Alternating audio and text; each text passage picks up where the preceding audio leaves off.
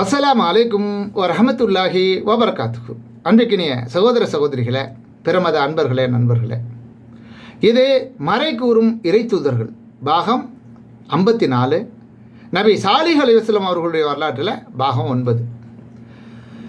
இந்த காணொலியில் சாலிஹ் அலைஹிஸ்ஸலாம் அவர்களுடைய சமுதாயத்தில் 9 பிரிவினர்கள் இருந்திருக்கிறார்கள்.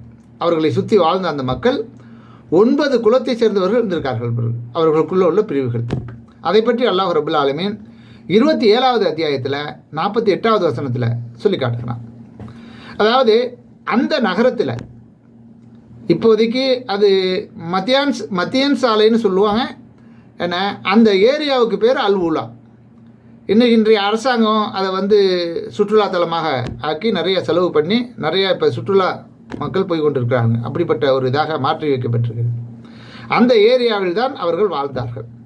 அதில் வாழ்ந்தவர்கள் 9 கூட்டத்தினராக, பிரிவினர்களாக, சமூகத்தவர்களாக, குலத்தவர்களாக இருந்திருக்கிறார்கள்.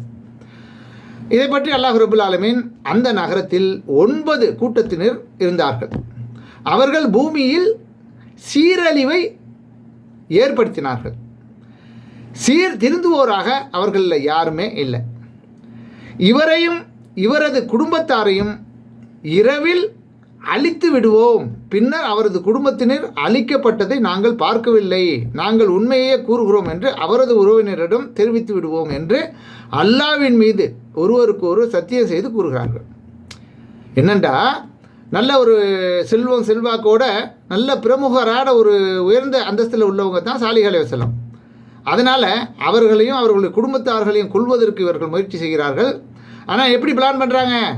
அவரை கொண்டுட்டா அவங்களுடைய குடும்பத்தார்கள் நம்மளை சும்மா விட மாட்டாங்க. அதனால் ஆளை காலி பண்ணிவிட்டு எனக்கு தெரியாது உனக்கு தெரியாதுன்னு சொல்லிவிடுவோம் அப்படிங்கிற மாதிரி பிளான் பண்ணுறாங்க. அவர்கள் பெரும் சூழ்ச்சி செய்தார்கள். அவர்கள் அறியாதவாறு நாமும் பெரும் சூழ்ச்சி செய்தோம். அவர்களது சூழ்ச்சியின் முடிவு என்னவானது என்று கவனிப்பீராக. அவர்களையும் அவர்களது சமுதாயத்தினர் அனைவரையும் அடியோடு அழித்து விட்டோம். அவர்கள் அநீதி இழைத்ததால் இதோ அவர்களின் வீடுகள் பாழடைந்து கிடக்கின்றன. அறியும் சமுதாயத்திற்கு, சிந்தித்து அறிந்து கொள்ள விரும்பக்கூடியவர்களுக்கு இதில் பல படிப்பினைகள் உள்ளது. நம்பிக்கை கொண்டு நம்மை அஞ்சுவோரை நாம் காப்பாற்றினோம் என்று 27வது அத்தியாயம் 48, 49, 50, 51, 52, 53 ஆகிய வசனங்களில் தொடர்ச்சியாக சொல்கிறார். 27வது அத்தியாயம் 48லேருந்து 53 வரை.